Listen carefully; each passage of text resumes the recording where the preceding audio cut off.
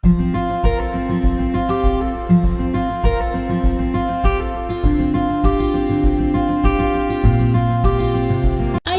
belajar bersama Miss Kiki. Jadi jangan lupa like, pencet tombol subscribe, komen, dan juga pencet tombol loncengnya ya. Terima kasih. Kali ini kita akan belajar tentang teorema Pythagoras.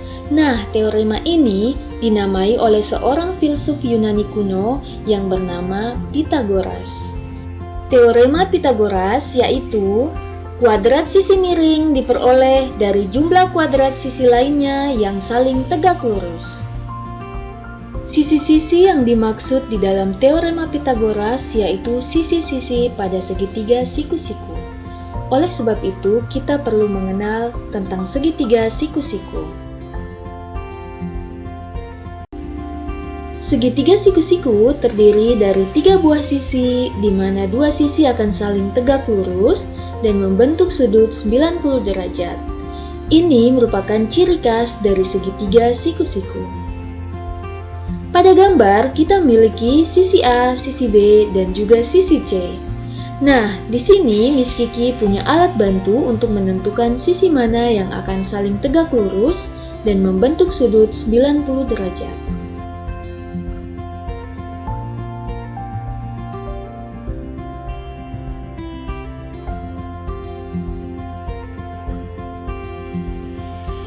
Dari hasil pencocokan, sisi yang saling tegak lurus yaitu pada sisi A dan juga sisi B. Maka sisi A dan sisi B disebut sebagai sisi penyiku dan sisi C akan disebut sebagai sisi miring atau sisi terpanjang atau hipotenusa. Karena sisi miring berada di depan sudut siku-siku. Sudut pada segitiga siku-siku sering digambar seperti ini atau dapat pula seperti ini.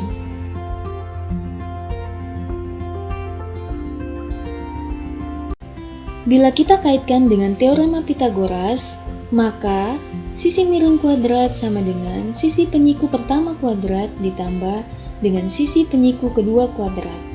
Nah, persamaannya dapat menjadi C kuadrat sama dengan A kuadrat ditambah B kuadrat.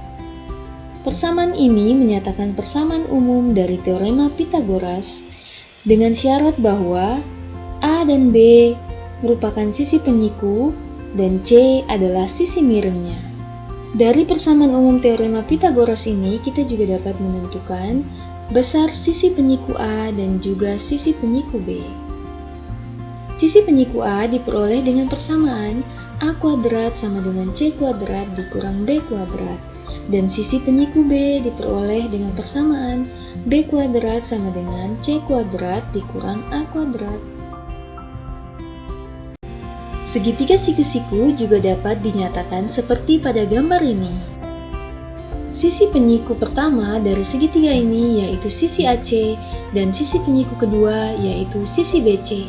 Sehingga bila kita masukkan ke dalam persamaan teorema Pythagoras, persamaannya dapat menjadi AB kuadrat sama dengan AC kuadrat ditambah BC kuadrat.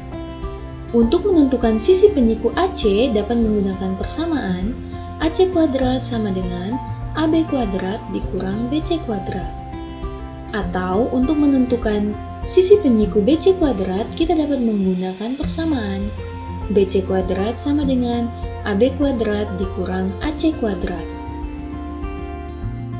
Sisi dari segitiga siku-siku tidak berpatokan hanya pada huruf ABC, tetapi dapat pula menggunakan sisi KLM, MNO, atau lainnya. Yang paling penting di sini adalah kita mampu menentukan sisi-sisi penyiku yang saling tegak lurus dan membentuk sudut 90 derajat. Nah, kita perhatikan gambar yang pertama. Sisi yang saling tegak lurus dan merupakan sisi penyiku yaitu sisi K dan juga sisi M. Ini berarti bahwa sisi L merupakan sisi miring, yaitu sisi yang berada di depan sudut penyiku. Maka persamaannya akan menjadi L kuadrat sama dengan K kuadrat ditambah M kuadrat. Ayo selesaikan contoh soal berikut. Tentukanlah panjang sisi X pada gambar di samping.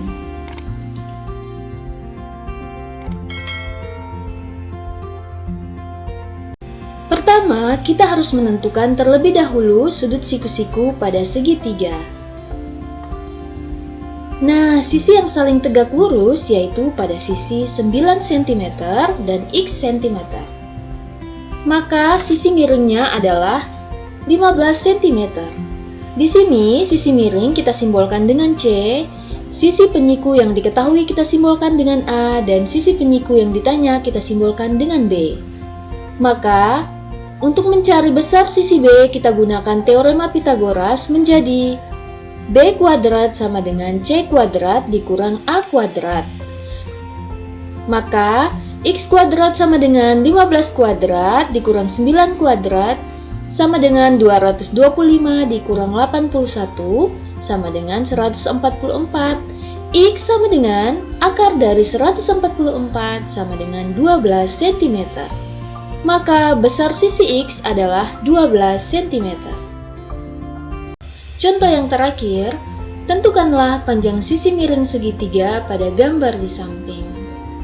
Ayo diselesaikan terlebih dahulu.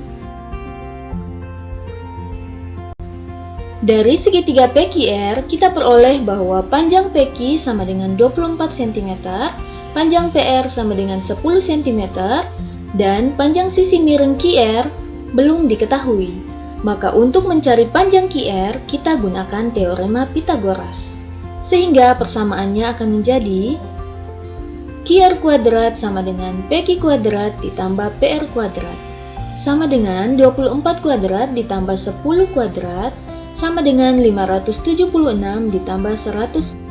Maka QR sama dengan akar dari 676 sama dengan 26 cm.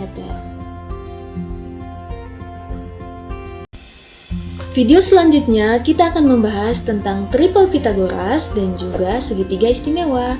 Jangan lupa ditonton ya teman-teman. Terima kasih. Sampai jumpa di pembelajaran selanjutnya. Tetap semangat teman-teman.